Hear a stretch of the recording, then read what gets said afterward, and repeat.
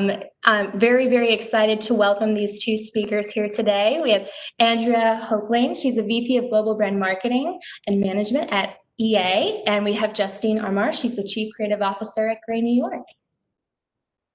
And they're popping in. Hey, Justine. Hello. Hi, everyone. Hello. I'm Justine and Andrea. Okay, sorry, it's my first time using this app. So, all right. Great. Let's start. Hi. Let's get. Yeah. Hi, Andrea. How are you? I'm great. Thanks for having me. Yes, thank you so much for being here. I will go away now and let you guys have your chat, and I'll pop back in towards the end. Thank you. Thanks for having us. Yeah. Hi, Andrea. Here we are. Hello. We sort of set ourselves, and we had a little bit of a pre-chat yesterday, but we haven't actually met before this. But we realized that our worlds have been sort of almost circling around each other. So it's a miracle that we haven't already met prior to this. But I'm really fascinated by the job that you're occupying and how you're leading. So because we sort of talked about this a bit yesterday, being a woman in leadership, leading an innovative team in a category where you are definitely in the minority, I think it really breeds a special kind of resilience and tenacity. And, that maybe, I don't know, it might set you up a little bit to navigate the pressures and the sort of uncertainties of leading a team through COVID. So I'm curious, well, firstly, I'd love to hear, tell us all about your current role at EA, and then also how your team has been impacted by COVID. Sure. Yeah, great. Pleasure to connect with all of you guys. Welcome to my bedroom, which is also my office, and also the fitness center and everything else that all of us are now dealing with as people that work from home, our new reality. But I'm great to be with you guys today, and I'm looking forward to this. Thank you for asking. I love my job. I have probably, I think, one of the best jobs I've ever had in my career to date. And what I get to do every day is create, develop, and deliver fun and play. And not many people get to say their career centers around the idea of play, which is such a fundamental and important part of our lives. And what my role really means when I say I get to work and play every day is I'm responsible for what we call global brand management and marketing, electronic arts. And I do that for our portfolio of games. My portfolio is across the non-sports games. So I'm sure for those of you who play games, you can imagine the types of things that come under that, and we'll talk about some of those, I'm sure. But global brand management, for those of you who are familiar or not, is really I like to call it the GM of the business. We're responsible for sort of the end-to-end experience of both the development of a product all the way through the point of purchase and sort of what we call live services. And so it's the full spectrum of managing the product, the business of it, the distribution of it, what the key features need to be, how we bring it to market, how we develop a relationship with the consumer through both the product and the way we speak to them in the market. So it's a sort of a pretty rich opportunity that sort of spans the entire process of bringing something to market, which I happen to love. And, to the second part of your question, what has that meant and how have we been impacted by COVID? Gosh, it has been a really interesting journey. The Bay Area was one of the faster responders. We began working from home in the very early part of March. And so we probably had about a 2 to 3 week head start from some of the rest of the country. We came into this, I think, with such a positive spirit, like probably almost everyone did. The adrenaline was high. It was like, we can do this. And immediately, I think we pivoted to this, awesome, we've got this, to a very sort of the next phase of it, which is overwhelming Zoom fatigue. Oh my gosh, I'd like to think we found a rhythm. We really haven't. And I think it's all about to get disrupted again as kids, don't go back to school this year. So it's been an interesting journey. For the things that we planned and we were sort of in execution mode on, I think we really have been nailing them. I think we're finding a harder turn on some of the featuring. Yeah, I think everyone looks at their sort of 2020, decks, or their sort of kickoff, 2020 is our year, and it's hard not to look back at those, like, kind of, those, the first meeting that you have with your team at the beginning of the year. You're trying to get everybody excited about the year that's coming. And hard not to look back on it and laugh at, like, how thoroughly the year it's been such a reckoning. But and to, and in adding to that, it would be, remiss of us not to talk about how the Black Lives Matter movement, really was able to kind of have a real surge in this moment too. So curious, what are EA's, I know you were already doing a lot of work in the diversity space already, but, how, what are your efforts in diversity, and how is the team, working to create more inclusive brands in the portfolio? Yeah, great question.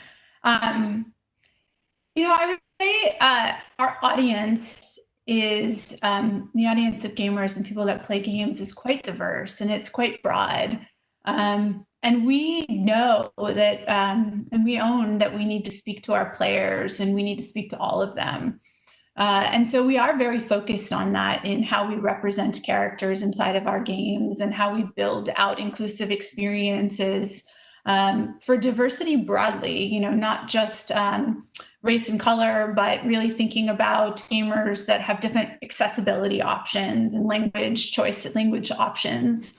But, I think that put a meter on the industry, the gaming industry as a whole is not, for those that work in it, is not as diverse. Our developers, our business teams aren't as representative as our player base is, and we know we have work to do here. We, as we addressed Black Lives Matter, we began to address it as a company. We've taken a couple of actions, and certainly I'm proud of the efforts we've taken so far.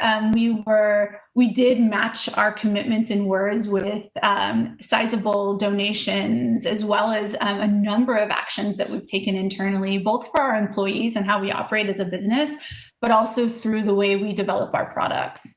Some of the things that I've participated in that have been really powerful have been more cultural to how we operate as a business. And so we have hosted community conversations where members of our employee resource groups and have shared very personal experiences with us about what it's like to grow up as a Black or African American community member and the unique ways that they've had to navigate being Black. And they shared very personal stories with the organization, very vulnerable stories, which I think really was very powerful for all of us to hear. We celebrated Juneteenth as a company holiday, which wasn't a day off, but instead it was a day of learning and listening with outside speakers. And we sort of capped the day with a drop the beat. We called it Drop the Beat Dance Party, where we were all on Zoom and we were all dancing, and we had DJs come in who played, culturally inspired music and things like that. And so we're really on a mission to learn and grow and really lift up the voices of all of our employees and our future employees. And we also know we need to deliver that more thoroughly in our products. The Sims is a great example of one of our brands where one of the brands that I run, where diversity and inclusion and representation is critically important and a fundamental value of our game. Mm-hmm. So there's a number of examples that I could share of efforts that we're doing, but I think one most specifically to your question on Black Lives Matter, I don't know how many people on this call play The Sims. It's a life simulation game where you get to create characters, tell stories, build worlds.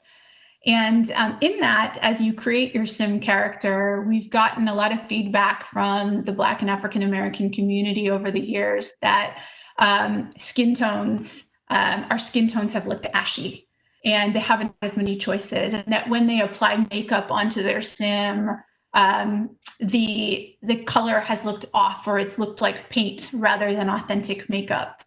And so one of the things that we recently did this June is we partnered with MAC, and who is, a standout in terms of inclusivity and diversity in makeup, and partnered with them to bring color palettes and tones into our game, and to really sort of make sure we were checking how it looked and how it came across with players. We're also working on skin tones right now and the perception of natural hair in the game. So we have work to do. Yeah, that's so awesome. Can we actually, while we're on that topic, can we talk about, I'm really curious, so how else has The Sims become more inclusive and an outlet for women to express themselves creatively? I'd love to hear more about the other things that you've been doing for women in the game. Yeah, I mean, The Sims is really, I like to call it a little bit of a unicorn in the gaming industry. It is our audience is younger. We have about our core audience is about 12 to 25. So, and many of them come in at a very young age and stay for a really long time, which is amazing. It just speaks to sort of the stickiness in the brand and the outlet for powerful creativity. But, I think there's been a couple of efforts that we've done over the years. Certainly we've always wanted The Sims to be a place where you could authentically express your truest self, the life you want to live, the life you wish you could live, the life that, both your wildest dreams, your deepest fears, and your everyday. And so over time, we've released a ton of content packs that are both fantastical and realistic. But within that, it's been important for us to tell the stories of every day and the stories that surround our community. To your question, actually, I think our audience is about 70% female, which goes back to it being a little bit of a unicorn. But we certainly don't target females. We just know that it's a sort of really amazing place for them to come into, and a fun game for them to play. I think some of the things that we've done to keep it more inclusive over the years, last year we introduced during Pride, we introduced all of the Pride flags. And we also last year introduced the hijab into the game so that that community could represent themselves authentically in how they dressed. And we worked with fashion consultants that were familiar with modern hijabs to make sure that we were doing right by that. We partnered with, on a totally opposite end of the spectrum, we partnered with Moschino last year and brought in a high-end fashion collection into the game.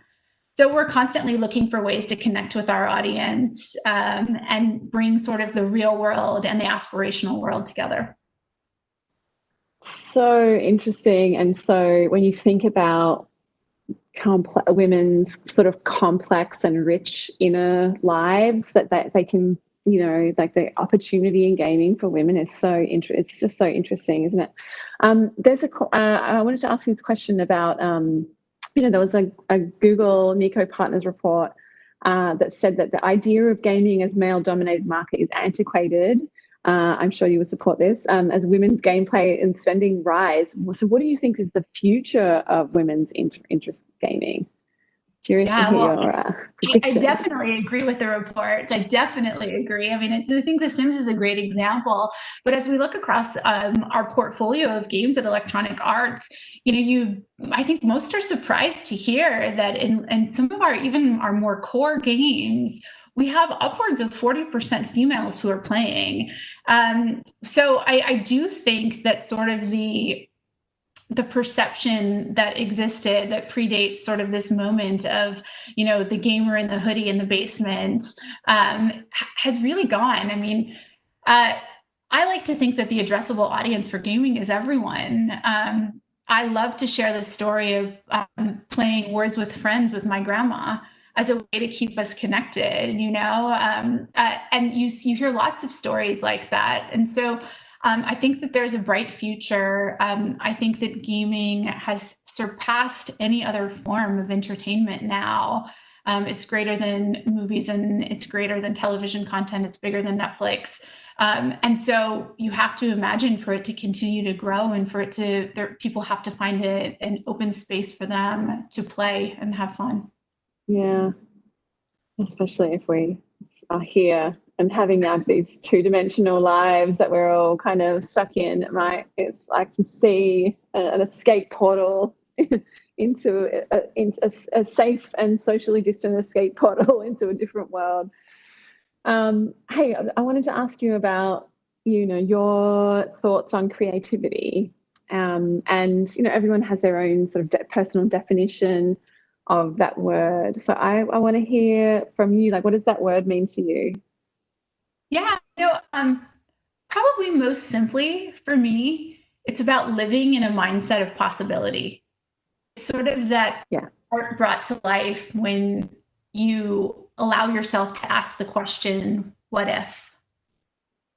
And so I really think it is, creativity is that mindset of possibility, how we can versus why we can't. Yeah, I love that. It's a kind of a growth mindset, kind of open to whatever's coming your way, the unpredictable, and working with it, rather than having a fixed idea of how things need to be. I think it's really interesting. My team teases me a lot. They say, I get really irritated when someone starts from a place of no. And they always say, you always say yes and I said, I know it's so annoying, but I really so mean exhausted. It's like, how can we versus why can't we? Like, I want to know how we could. Yeah. I mean, that's it. You have to be like, stating the dream is the only way that you sort of move toward the dream. So yeah, that's awesome. Okay, another one. You mentioned in a recent interview that as a brand leader, you are most interested in expanding the reach and affinity of your brands through both small curated opportunities and also the sort of the big marketable things. Is there a piece of work that you've done recently that you would say you're like most proud of, whether it's a big thing or a small thing? Yeah, actually there is. I'm a pretty big believer that grabbing the longest straw doesn't always mean, that's where you get the biggest credit. And I really do believe that passion projects can have material impact.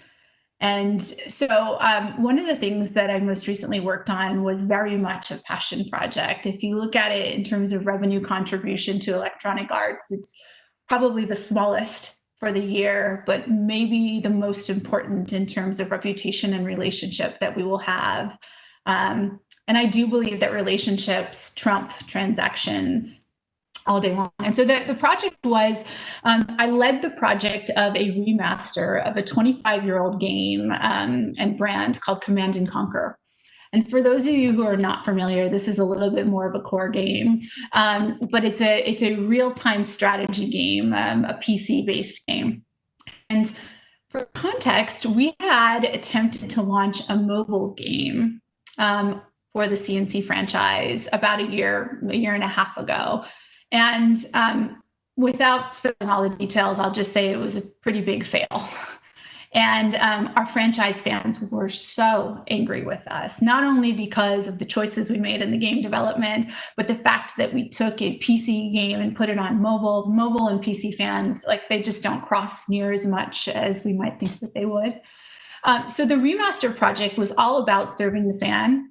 And it really was a love letter to our fan base. And we did something really different. We called it Project 180. And what it meant in that is we gave fans a very open and transparent line to us through each phase of development. And so normally we show you a game when we're ready to show you a game. And we don't open up sort of the books and show you all of the warts and sort of all of the uglier phases of development or all of the mistakes we're making along the way. But in this instance, we did, and we showed fans how we were progressing. We asked for their input. We earned their trust, that we allowed them to contribute. And, they helped us. They helped us with source code. They helped us with the soundtrack. They helped us with the key art. And it was really a fan-led, fan-contributed project, which we just launched a couple of months ago in June. And it was so well received because we brought them along the journey with us. And, I think that at the end, as we launched it, we also left fans with a really important gift. And we left them the gift of the source code. We don't know if we'll make another Command and Conquer game, but we know they earned our trust in the development process just as much as we earned theirs. And so we gave them the code so that they can mod the game to their heart's content and keep the franchise alive for years to come. And so that was a really powerful passion project. That is super cool. And would you say that you look for inspiration regularly, like with to the fans for your creative inspiration? Tell me a bit more about your team's usual creative process. Yeah, I mean, I think that the fan base and players are a really important component of our development process. Their opinions matter so much, and we spend a lot of time in upfront insights and ongoing user experience testing and things like that. Those are all very much a part of our creative process. But I think that, there's probably two things. One is there's so much data that exists out there in gaming. Literally, because it's an online connected experience, there's a lot that we have to lean on, which sometimes can trump creativity a little bit. Sometimes you're so overwhelmed with the amount of data that you have that you lose your creativity. And so, there is a little bit of a tension there where we have to continue to focus on what we believe versus what we see. But I think that more importantly, where I'm most focused creatively and thinking about the future. The future player of our games, is growing up in a materially different way. I think about my son and probably all of us who have children on this call. Digital creation, they've had a digital self since the moment they were born. Yeah, and it's really part of their nature.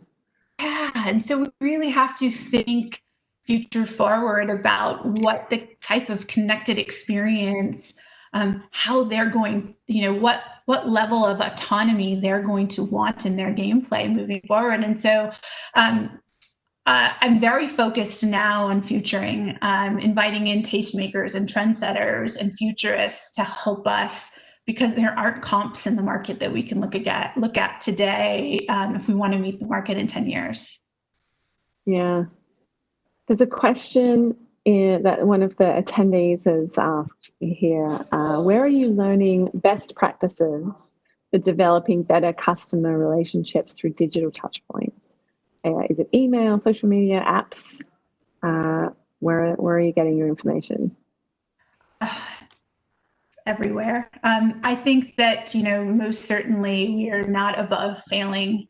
We never want to fail, but that's when we probably get our best lessons.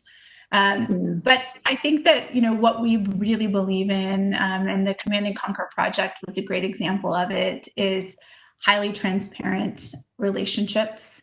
Ongoing conversations. I think the best brands know how to build relationships, whether that is through email, whether that is through social media, but really the best brands are also the best listeners. And so I think that listening is as important, is the best way to learn. Tell me, we haven't really talked too much about, sort of any like our gender issues, but I'm curious to hear some of the sort of challenges and barrier. We talked yesterday a little bit about how much of a minority you are as a woman in the gaming sector, but also, I want to know some of the challenges that you face, the barriers that you faced in your career as a woman in that sector, in leadership. And has this sort of moment that we're this year, has it made it any harder for you? Has it made it different in any way? How have you, how's your gender come into play as you've led a team through this? Lots of quite like a multi-tiered question. Yeah. I'll try to thread through it. I think what's interesting is as I reflect on my career, I've actually been a minority as a female in a number of roles. Early in my career, I spent time at Fox Sports and ESPN, which were heavily male-dominated organizations, and now at Electronic Arts. And particularly as I've sort of risen into leadership roles, the pool of women or my female peers, that list has become smaller and smaller inside my organizations.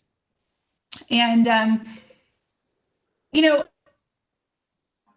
I don't know if I have a great answer for how I've managed it, other than the fact that I haven't let it get in my way. I've never, I've been lucky. I was lucky to be raised with a lot of confidence. And I've always sort of believed in my right to be in a room. And some of you may have read some of my thinking on the 3 C's, which is really about having confidence, having curiosity, and being candid. And I think that sort of those 3 things have helped me assert my position in any room and in any room. But I think that your question on COVID is actually probably a pretty interesting one.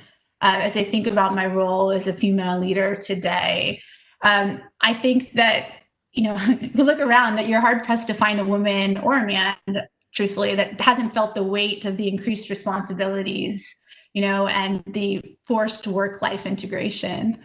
And in addition to my role as a leader for a team at work, I'm a leader and a role model for my 4-year-old son.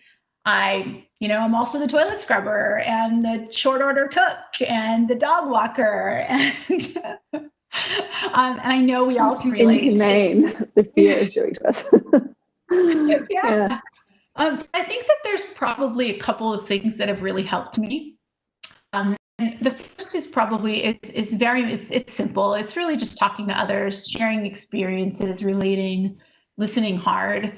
I think that people want to be heard, and they don't necessarily want me to solve their problems, but they want to know that I truly hear them and and I think that that's powerful, particularly as a leader. And I know that I want to be heard when I speak to my boss. I want him to listen hard to me.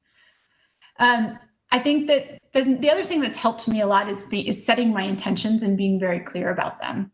So, setting my intentions for my team, setting my intentions for my boss, for those I work with, and making sure that that we're all on the same page.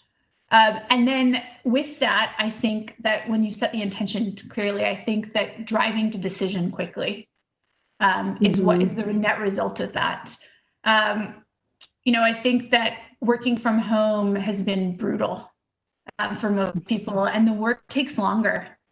And so the clearer I can be around my intention, and the clearer I can be upfront in setting expectations, the faster I can help my team get to decisions, and the more time they have to do the other things that are important to them, or the things that are important to me, like spending time with my son or my family. So I think that those are some keys that have really helped me as a leader.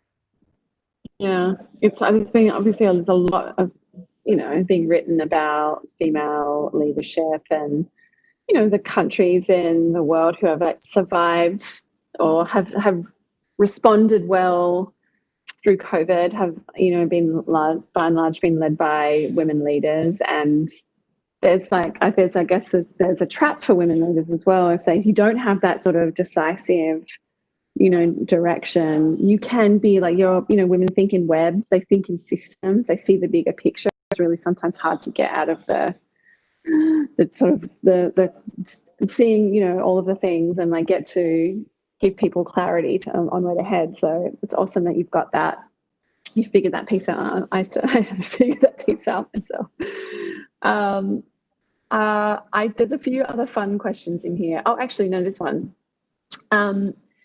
You had said recently in an interview that you had always been prescriptive in your career about, working for passion brands and brands that viewers and players can make an emotional connection with.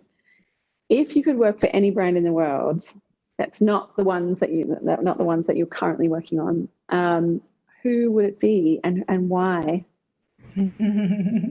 This one could get me into trouble, I know. I was like, it's a little funny, but not the ones that you're currently attached to. Look, I've been really lucky. Not many people can say they've worked for some of the companies that I've been able to work with. Yeah. And I've been very intentional in my choice. I learned very early on that career success was earned by running to a job versus running from. I think so often we're like, get me out, this isn't working. And really it's about the intentional choice of where do you want to run to? And identifying some of the newer skill sets that you want to learn versus continuing to lean on the ones that, have gotten you to that point. But I think the question is a good one. And of course, I'm very happy where I am today. But I think that my answer for this one might surprise some of you. My husband's in real estate, and for all the time we spend at home these days, I'm recognizing more and more how important it is to really love the space that you live.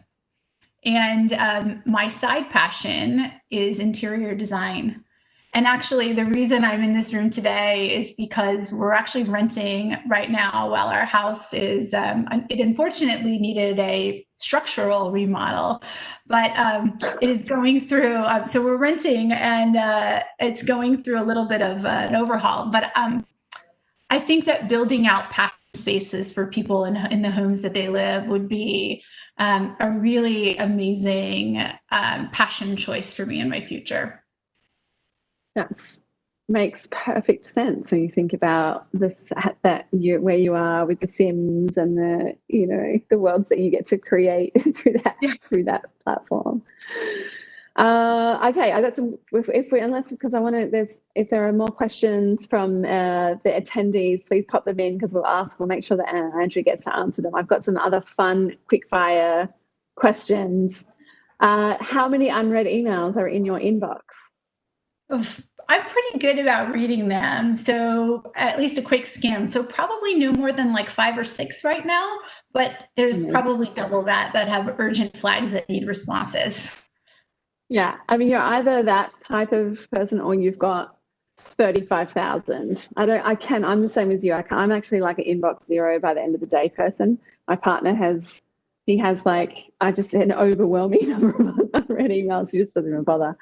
Okay, if you could do your job from anywhere, where would it be? I would say Deer Valley. We can ski and snowboard in the winter and hike and bike in the summer. Perfect. Okay, complete the sentence. I couldn't get through a COVID weekend without wine. Your idea of perfect happiness? It's actually the opposite of where I would spend all my time if I could do my job from anywhere, which is an umbrella and the beach. Amazing. What is your greatest extravagance? So I used to say shoes.